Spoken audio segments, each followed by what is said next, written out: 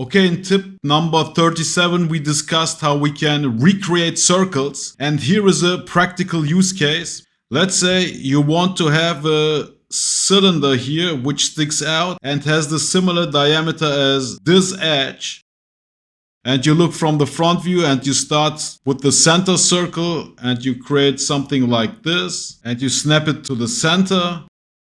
And you make something like this and try to catch the exact diameter, but it's all eyeballing stuff. Here comes the 3-point circle handy. It lives here under the center circle where all the other circle types are. Select the 3-point circle, first click, second click, third click, just click on the edge, and this will give us the information we need for creating a cylinder which has exact the same diameter as this edge. So in face mode, select this guy, drag out the solid.